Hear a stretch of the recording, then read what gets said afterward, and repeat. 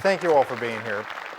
In this year's Whatcom Reads novel, A Tale for Time Being, author Ruth Ozeki explains that a time being is someone who lives in time, and that means you and me, and every one of us who is or was or ever will be. We're all just the time being. Let's pause for a moment and think about that. Just be for a time. This book, perhaps more than any other Whatcom Reads selection to date, challenges us to think, to dig into the narrative, and get to deeper truths. That's what Whatcom Reads is all about, a community-wide book discussion focused on one book, just one book each year, and sponsored by every library, public and academic, in Whatcom County, plus Village Books. Members of Whatcom Reads Planning Committee include representatives from Bellingham Public Library, Bellingham Technical College Library, Northwest Indian College Library, see a trend here, Western Washington University Library, Whatcom Community College Library, and Village Books, Village Books, we are not a library, and Whatcom County Library System. Will the Whatcom Reads committee members who are here today please stand up? Get some acknowledgement, raise your hands, keep standing, keep standing. Okay. I'm a committee member of the Whatcom Reads committee as well, and I get to work next to these people all year long. Not nearly as hard as the library does. I just meet with them every month or so. I can tell you firsthand, they work hard all year long, and it's an extraordinary amount of effort and a lot of coordination. And you're seeing the fruits of that all week long here. This committee puts together a master schedule of events designed to round out your understanding of the featured book. And you can always find out more about what's going on at whatcomreads.org for the complete listing of the events. We'll also coordinate a sister program, Whatcom Writes, where we invite local authors to submit works based on themes found in the Whatcom Reads title. That anthology is called Choices. We pulled that from Ruth's book as a central theme, and includes original piece from Ruth. Thank you. We didn't mean to torture you. And it can be purchased through Village Books bookstore tonight, or after tonight in Village Books. Is there anyone here who's included in the anthology? Linda, yay. Anyone else? I can't see. No? Okay, great.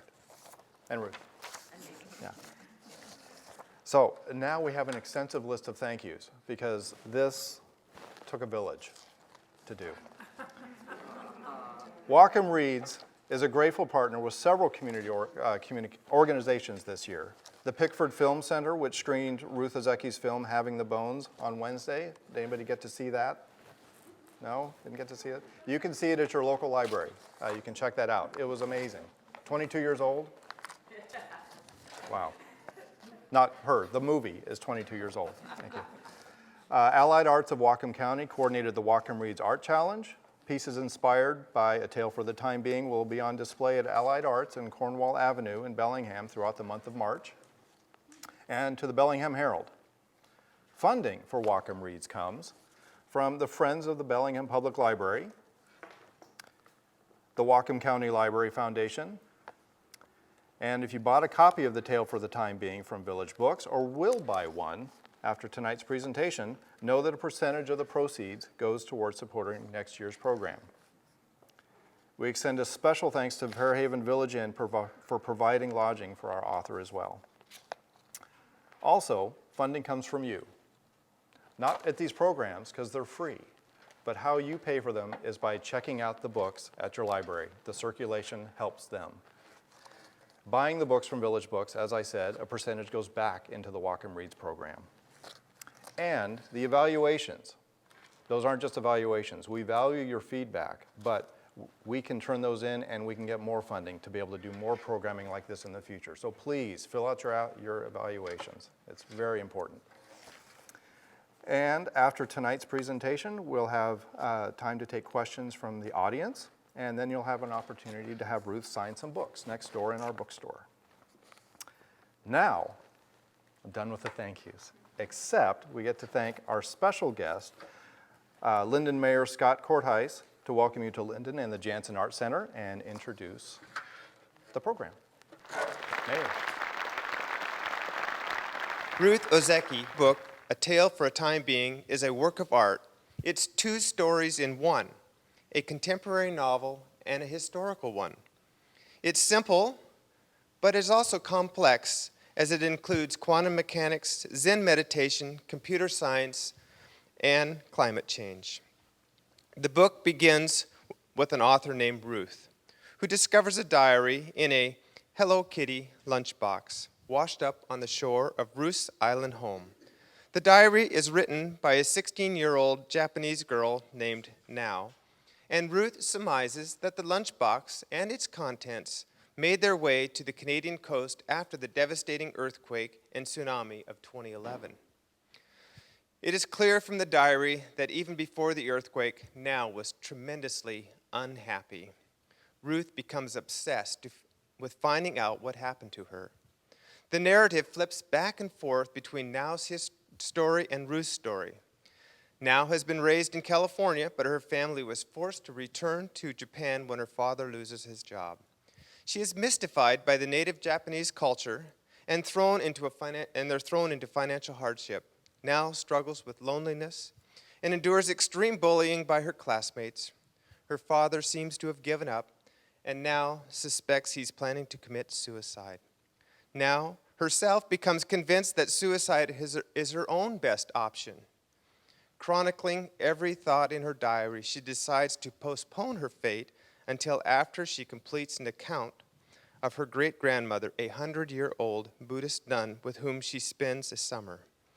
Meanwhile, Ruth, living on a small island in Desolation Sounds, puzzles over the diary and the other contents of the lunchbox, a collection of letters from a kamikaze pilot in 1943. Using the internet and peppering local translators for information, Ruth slowly pulls the pieces of the mystery together and learns about the lives of an extraordinary family whose history is both inspirational and tragic.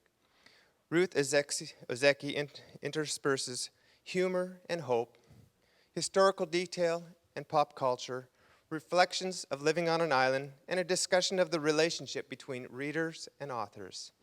A Tale for the Time Being was a 2013 finalist for the Man Booker Prize, critically lauded for its exquisite writing. We are honored that the author, Ruth Ozeki, is here to talk about her book. Along with a special guest, we'll be doing the interviewing, the author here, Paul Hansen of Village Books. Ruth and Paul, welcome, and welcome to Lynden, and thank you for doing this. Thank you so much.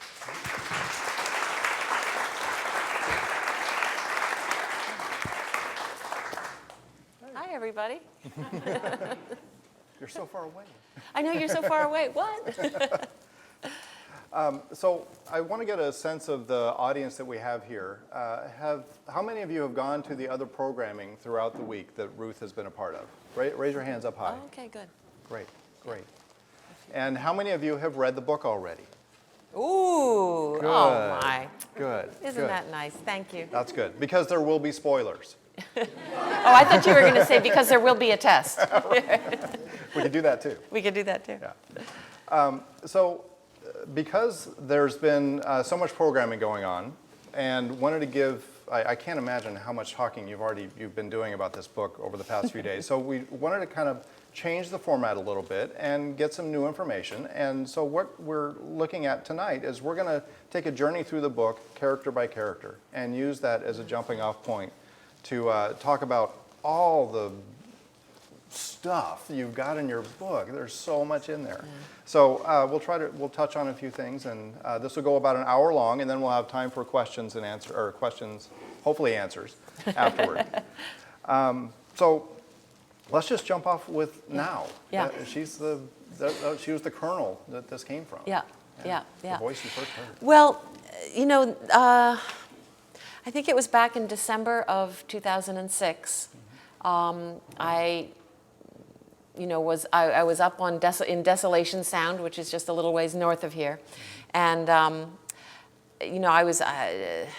I'd been doing a lot of Zen meditation, and I'd been reading a lot of Zen philosophy, and I'd been sort of obsessed with time for a long, for quite a while, really since the turn of the millennium, and I'd been reading in particular a book by a Zen philosopher named Dogen Zenji.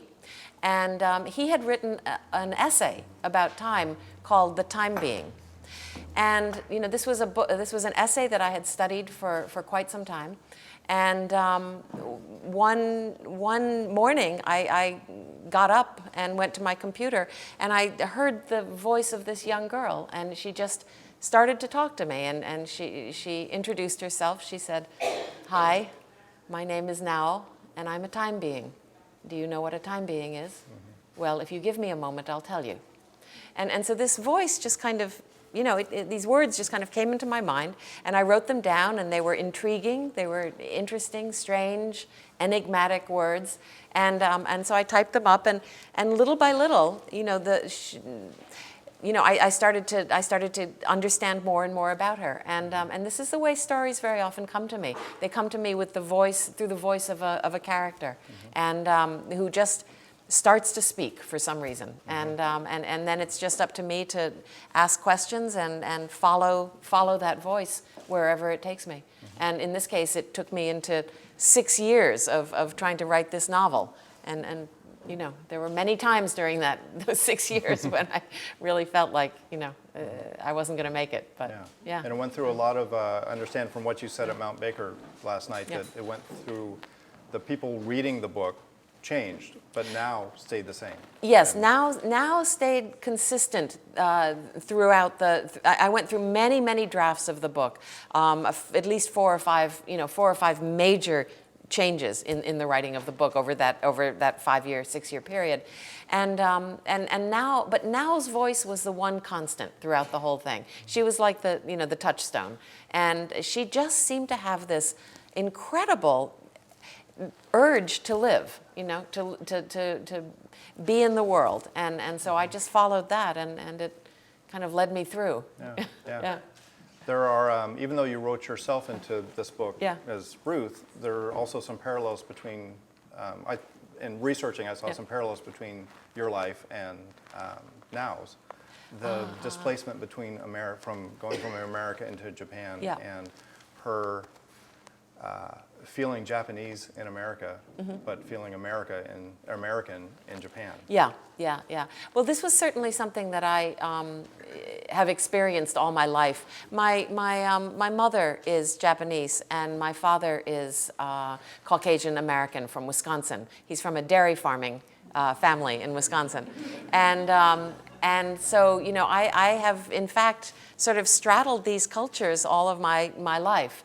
And it was very funny because when I was growing up in Connecticut, we grew up we lived in Connecticut when I was growing up, and there weren't a lot of Japanese people around at that time, and or at least not in the area that we were living in, and so when I grew up in primarily a Caucasian Caucasian American neighborhood, and people would look at me and they would see a Japanese person. Right, they would see a little Japanese girl, and so growing up, I really took on that identity. I thought that's what I was. Right, I thought I was Japanese, and but the problem was I had no idea what that meant.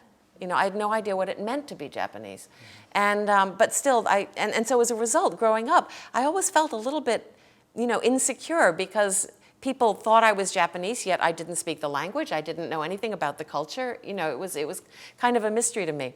And then when I went to in college, I went to Japan, as a 19-year-old, I guess, and it was astonishing to me because for the first time in my life, people were looking at me like an American, right? It had never occurred to me that I was American, and so. It was very interesting because as a child, I took on all of the stereotypes of a little Japanese girl, right? I was very polite, I was very quiet, I was very studious, I did all of my homework, I played musical instruments, I was good at math, all of the things that little Japanese girls are supposed to be, right?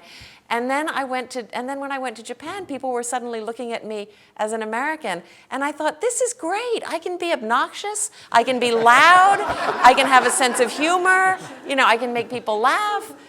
these were not things that I thought I was entitled to as a young person growing up. So it was very liberating to me, right? And this is where it's different from now, I have to say. This is where my experience was very, very different from now's, because, she grew up in Sunnyvale, California. She thought she was a little American girl, and then suddenly she goes back to Japan and realizes, no, she's not. She's not the person that she thought she was growing up.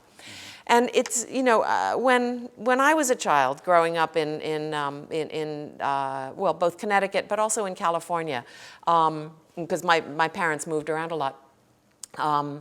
This was right after World War II, right? I was born in 1956, so that's 11 years after the end of World War II. Still very fresh. It's still very fresh, still very, very fresh. And there was a lot of, anti-Japanese sentiment still around. And so I grew up very much in the shadow of that.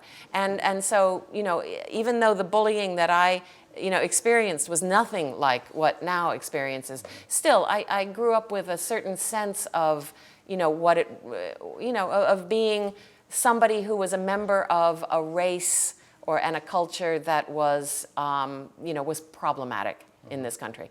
And so that was very much a part of my experience, I think, growing up, and I drew on that when I was creating this character of Now. Yeah. I was just remembering the part in Face. Yes, yeah. When you were talking about the sledding, and also the other children of anthropologists. That's right. This is a book that I just a little book. It's a very sweet little book that I just finished. It's really a long essay, which is it's sort of a meditation. It's part of a series of essays. Authors are being asked to contemplate their faces. Right, to think about their faces and to write essays in response to their faces, right? And so that's what I did in here, and it's definitely a memoir. But one of the things I talked about a lot was what it felt like to grow up, with this, sort of the face of a little Japanese girl, even though what was going on inside was not, was certainly not. What I appeared to be on the outside. Right. So it's that sort of tension between appearances and the way you feel, right? So it was an interesting book to write. When I first saw the premise of it, I thought, oh, that sounds like a great exercise. I'd like to do that. And then I go through the torture that you went through. Yeah, right. I don't think I ever could stare at my face for 3 hours. Yeah. So in the book, in the book, I literally sit in front of a mirror and observe my face for 3 hours.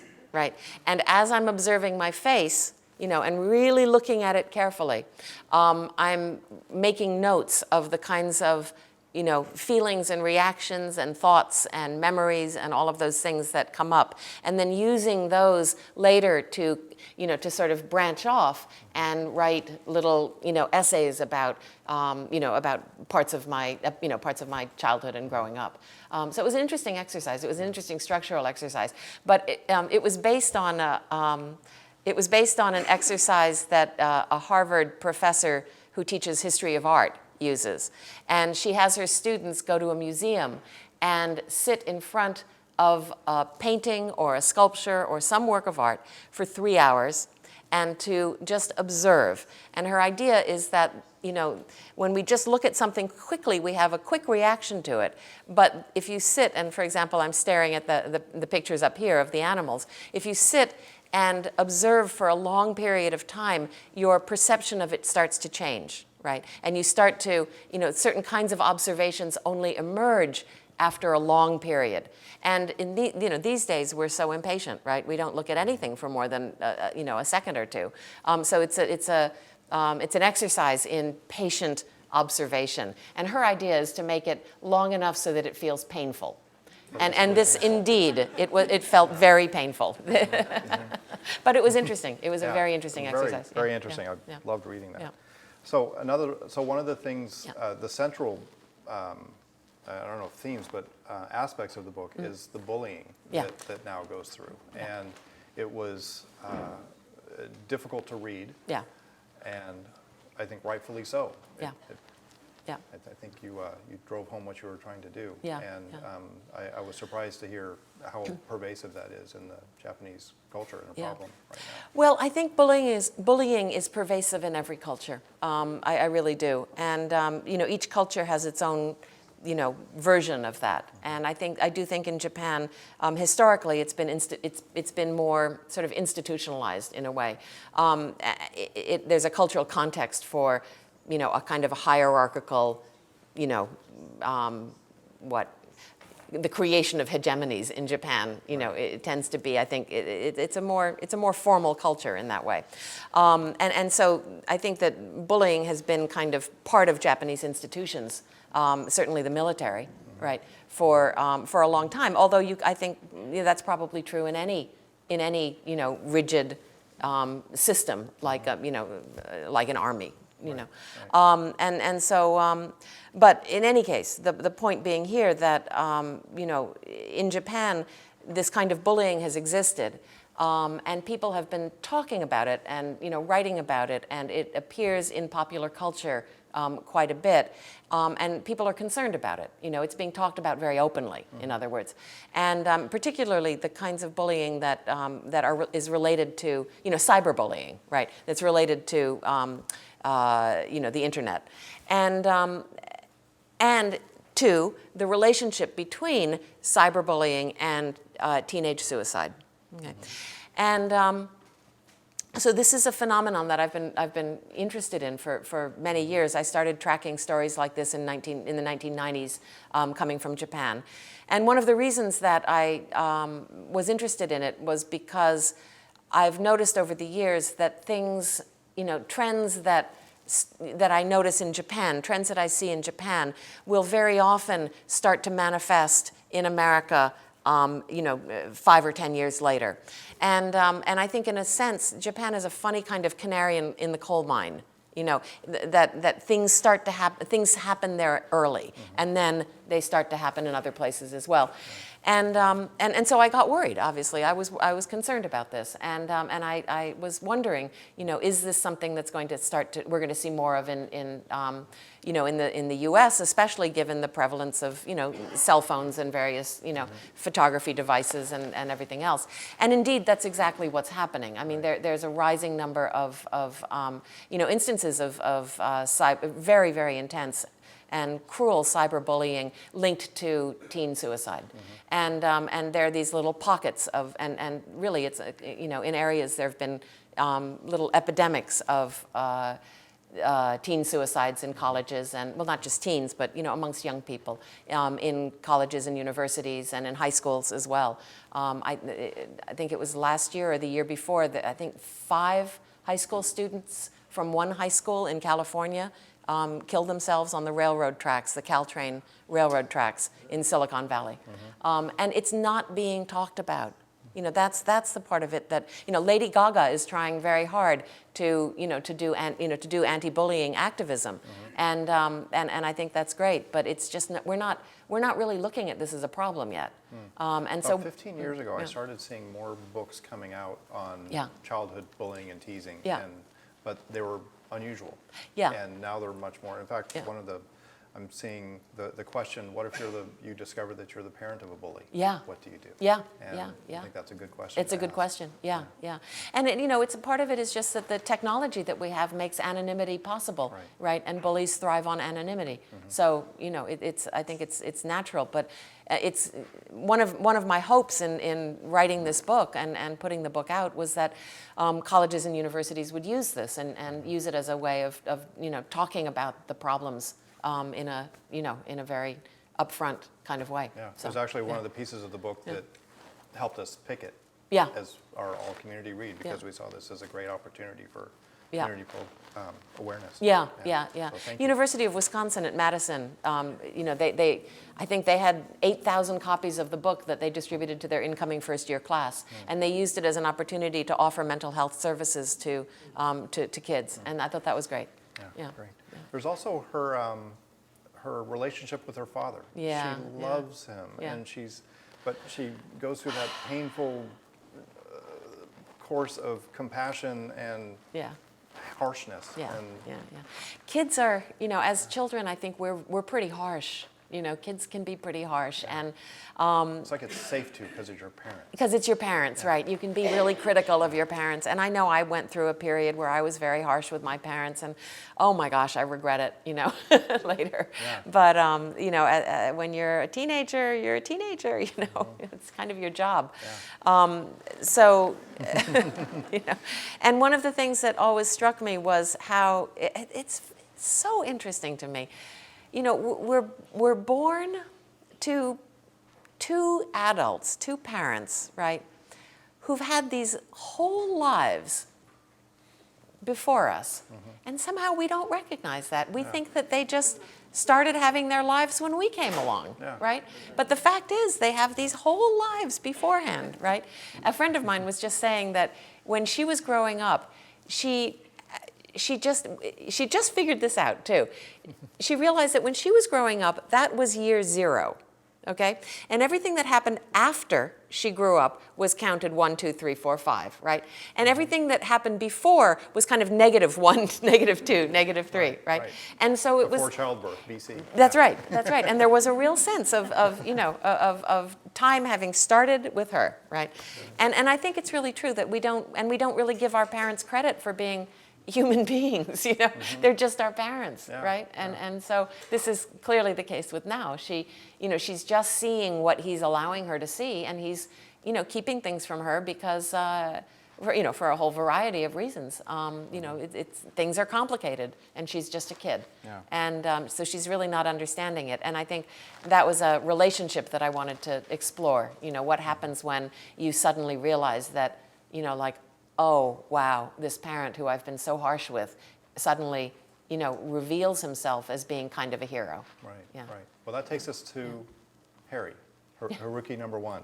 Haruki number 1, Yeah. number 1 or 2? Number 1. Number 2. Number 2. Number 2. Okay. Yes. Yeah. And actually, I haven't heard you talk too much about him. And he, for me, he felt like one of the linchpins for the story in the his fascination with Western philosophy and Eastern philosophy and bringing those two together. Yeah. He was an interesting character. He didn't really, he emerged slowly. You can't rush these fictional characters. They're time beings. They take the time they take, and he emerged slowly. I had no idea really what he was doing until the very end of the book. And neither did he. Neither did he. Yeah. And it was fascinating because I had no idea what he was up to in Silicon Valley. I didn't know that he, the kind of work that he was doing. He revealed all of that. He didn't tell now, and he didn't tell me. So, we were both kind of, swimming around in ignorance until the end of the book. I didn't realize that you were both equally frustrated with him. And we were both equally frustrated with him. That's right. And we both thought that he was a little bit pathetic, so yeah, I certainly didn't realize that he was going to end up being a kind of heroic character in the end, and so that was very surprising and so gratifying, when suddenly he starts to do things that are still inexplicable, but you suddenly realize, wow, he's got. There's something that he's doing here. There's something that he wants to accomplish here. And so, I just kind of follow along and watch him, and eventually there he was. Yeah. Well, he jumped out at me so much because you talk so much about Heidegger. In some, philosophy. I forgot. Yeah. And also with Dogen. Thank you. Yeah. I always get my vowels mixed up. And in doing the research, I realized that Norman Fisher has the same idealism, or that not idealism. What am I trying to say? His proponent of interreligious dialogue between the world's religions. Yes. So he likes, Yeah, very much so. I mean, I have to say that Norman Fisher was a huge. I actually hesitate to say this.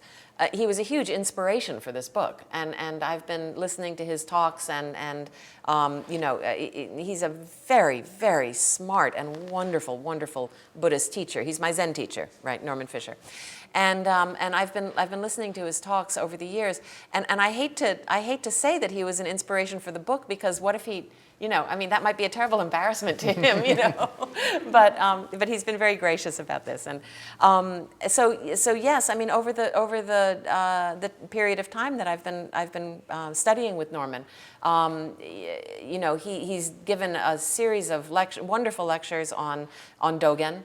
He very often talks about Western philosophers as well, but he'll also talk about Shakespeare from a Zen perspective, right? Mm-hmm. Or he'll talk about the Psalms from a Zen perspective. And so he's always kind of mixing things up in this very inspiring way.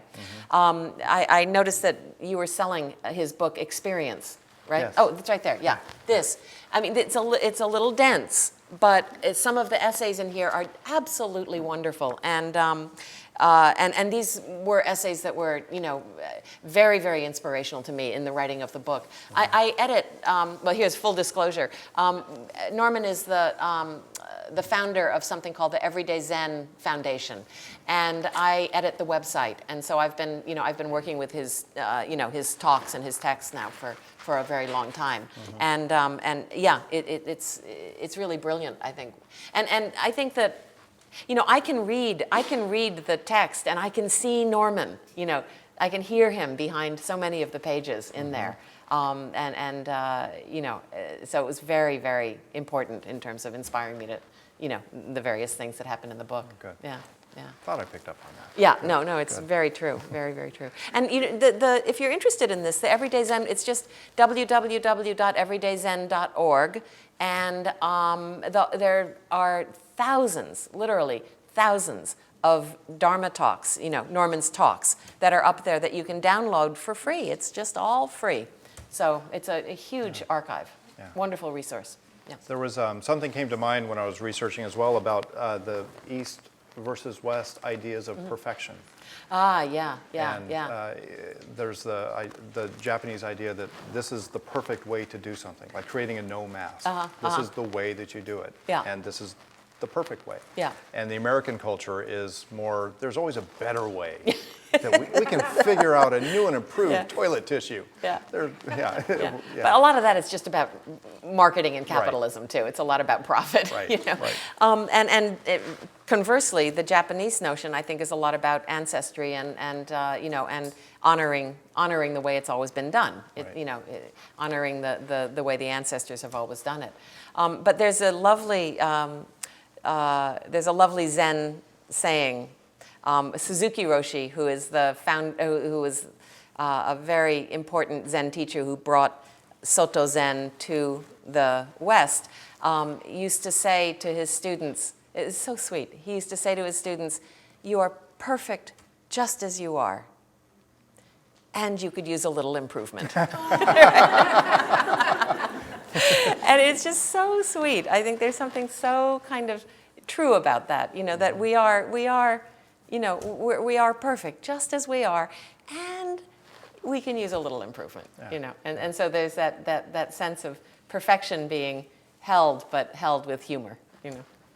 I think you've internalized a lot of that. In the guided meditation that you had last night, you were telling us all that the way we did it was perfect. That's right. Yeah. That's right.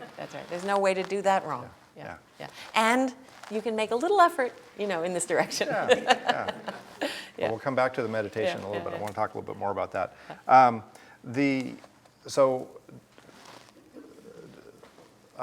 Haruki number two's mother.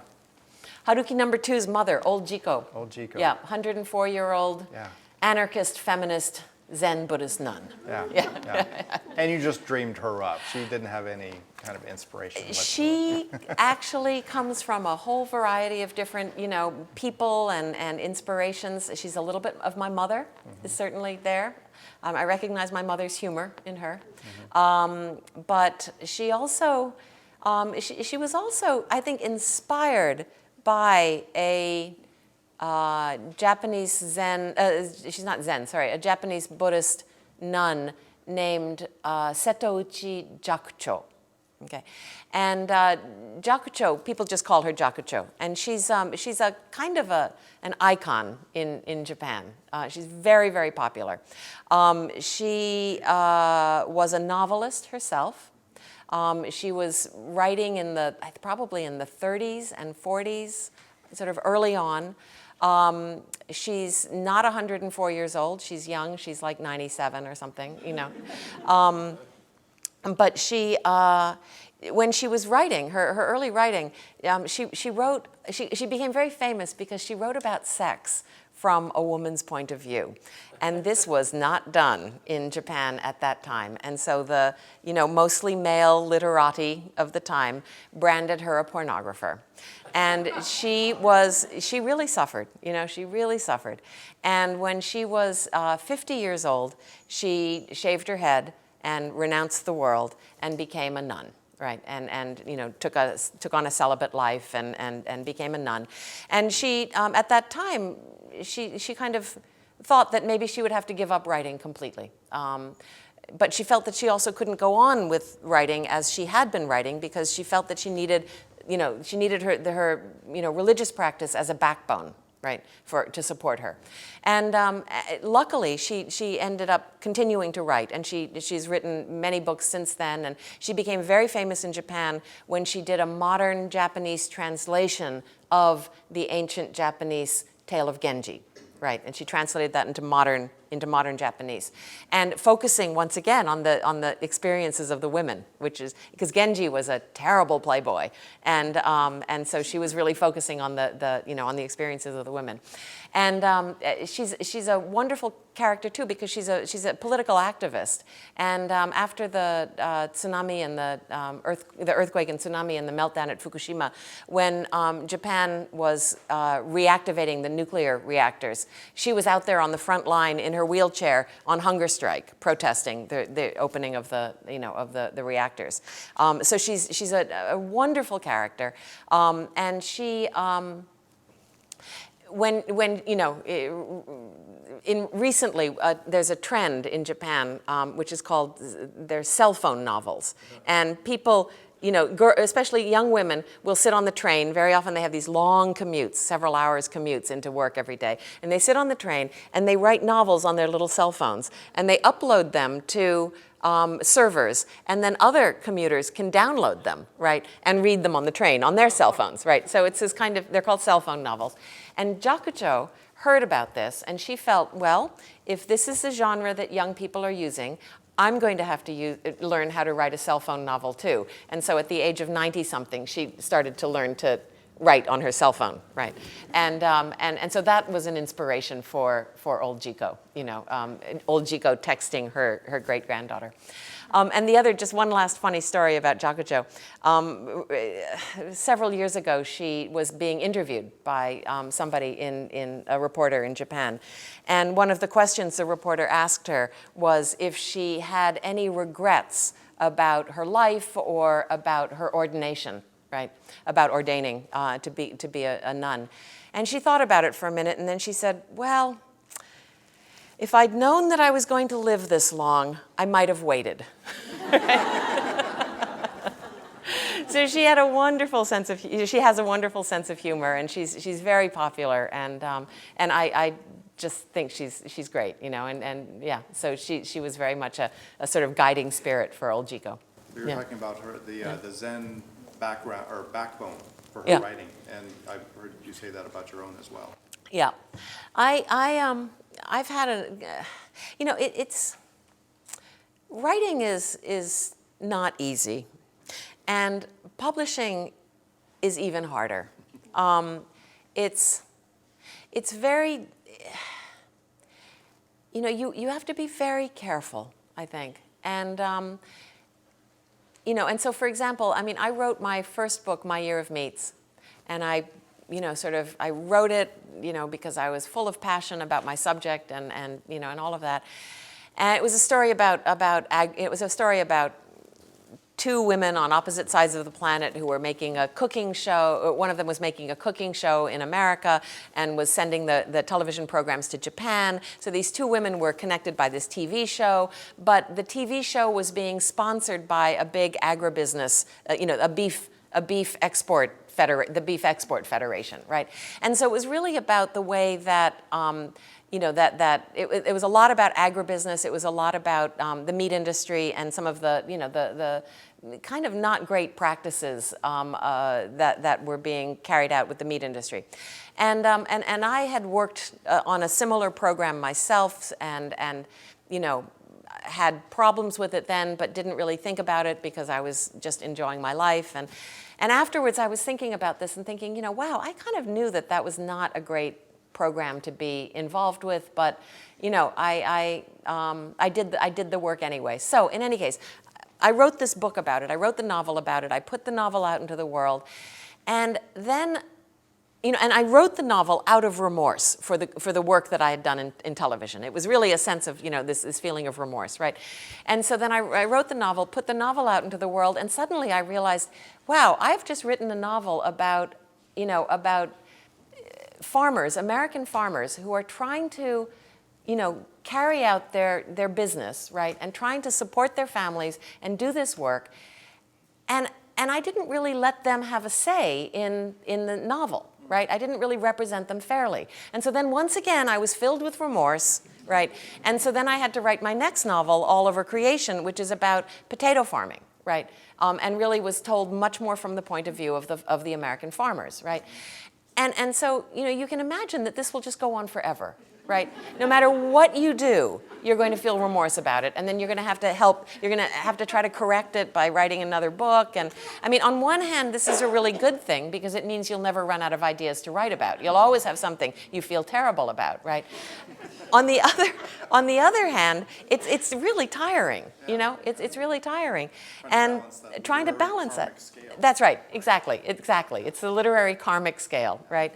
And I found over the years that that doing the Zen meditation really helped. It helped ground me. It helped give me, one of the things that we practice with in Zen is we practice with, you know, there's ethical precepts that we follow. And the ethical precepts are guidelines, you know, and they really give you a very nice, you know, solid grounding in, you know, things like, you know, careful speech, mindful speech, right? And that's very much what I have to, you know, I work with as a writer all the time. So it just gives me a very formal way of practicing these things, and it has felt like a backbone. Yeah. So another piece about Jiko, Yeah. and this is where the reality of the book started to come into question. Yeah. When you were talking about the I novel.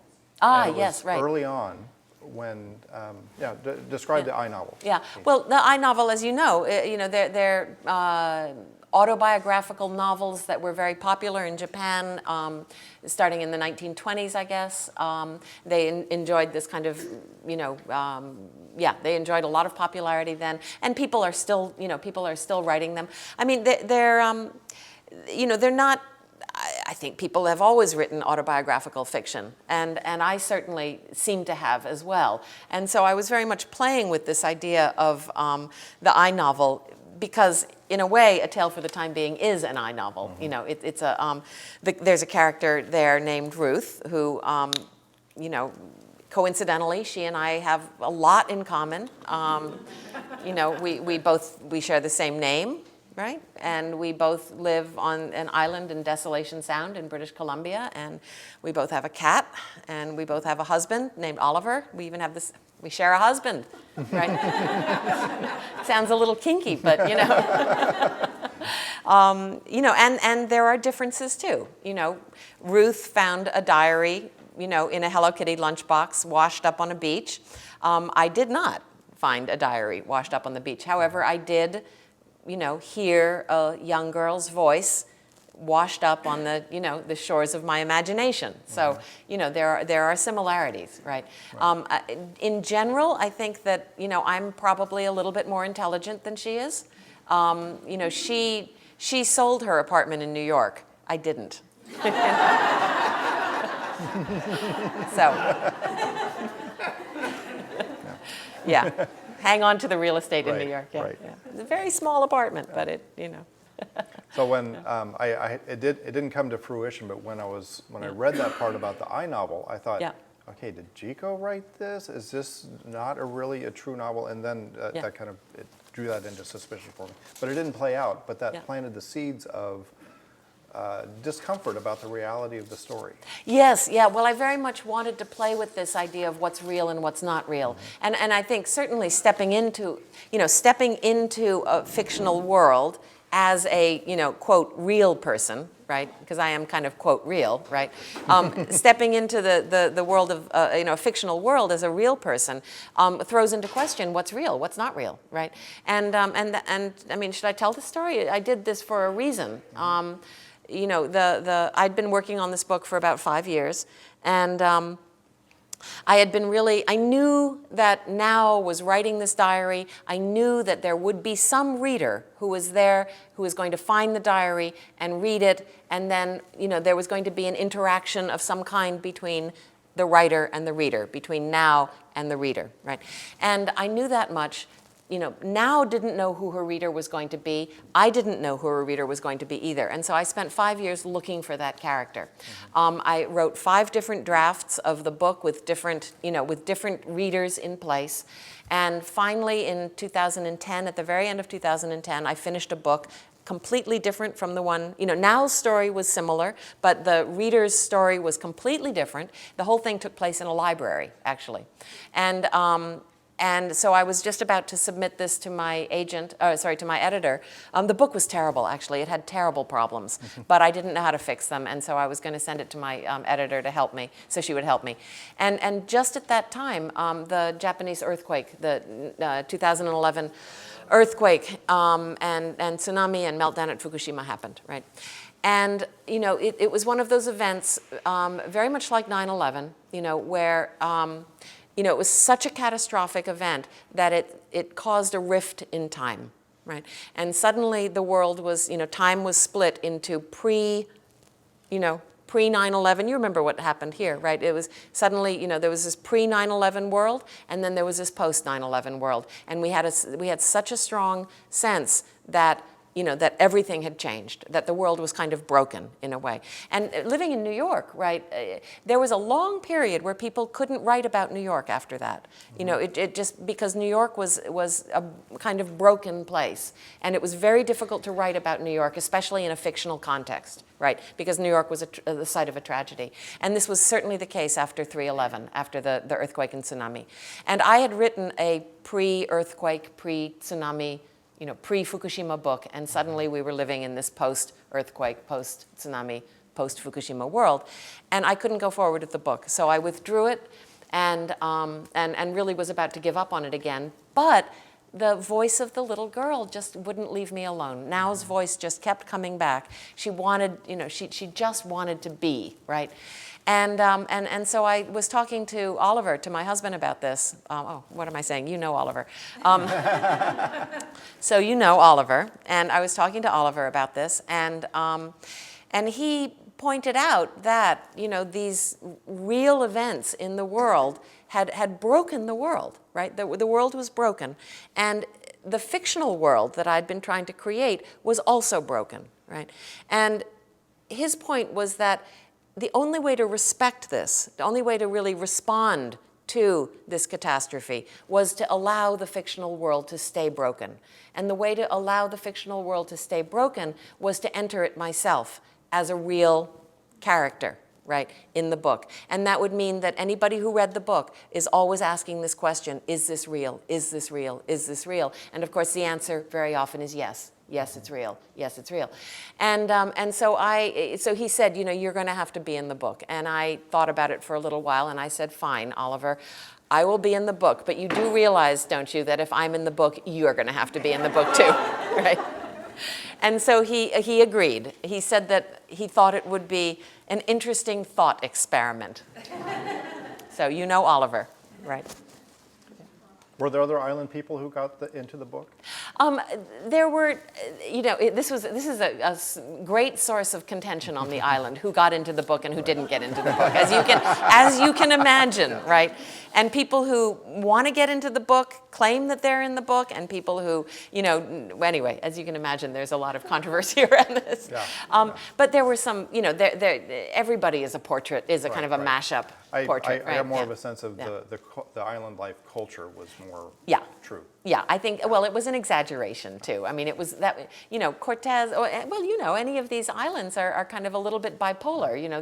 There's the summer island that lasts for about a month, and then there's the island, which is like 11 months of rain, right? And so, the island where this takes place is during the winter months, and so, but it was certainly a little bit of, I was enjoying the melodrama, put it that way. There's nothing like really bad weather to it's so wonderful when you're writing about it. It's a lot of fun. Yeah.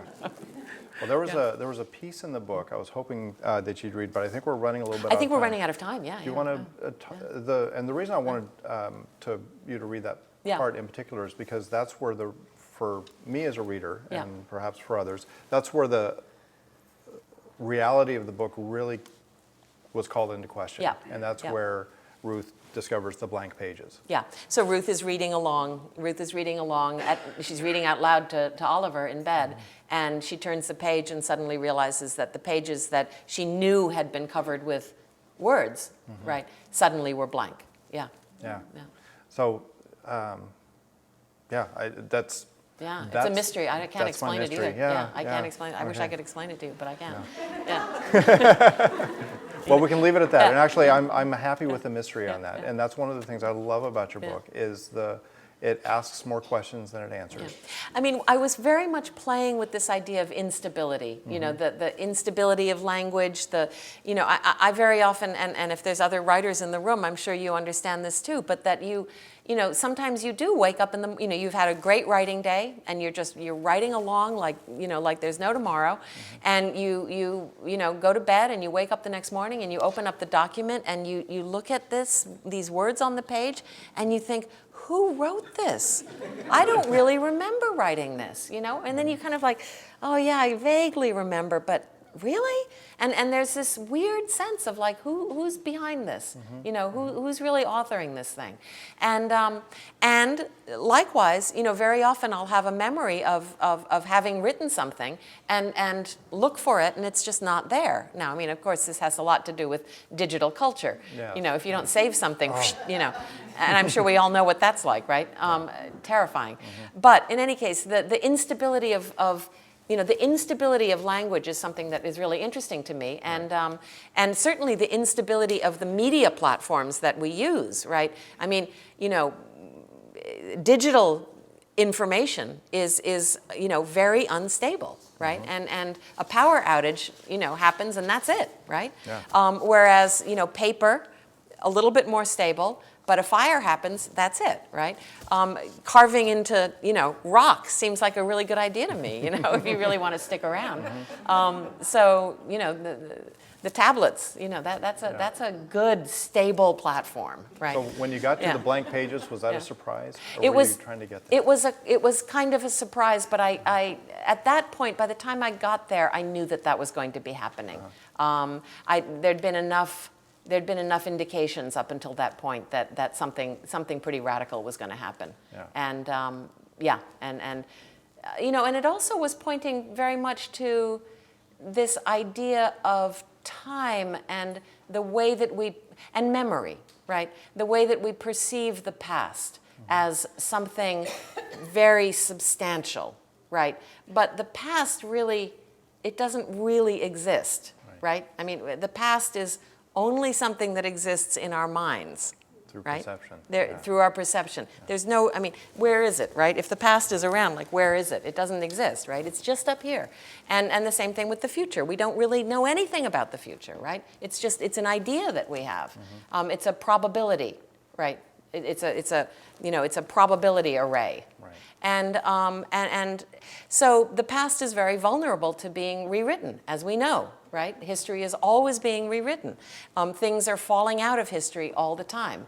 And this is something that I find very interesting is looking at the things that fall out of history and really speculating, well, why? Why is there no record of this? Who's responsible for this absence, Right, and so these are ideas that I've played with for a long time, and they kept finding their way into the book in various different ways. So, I think yeah. I've asked you enough questions. Yes.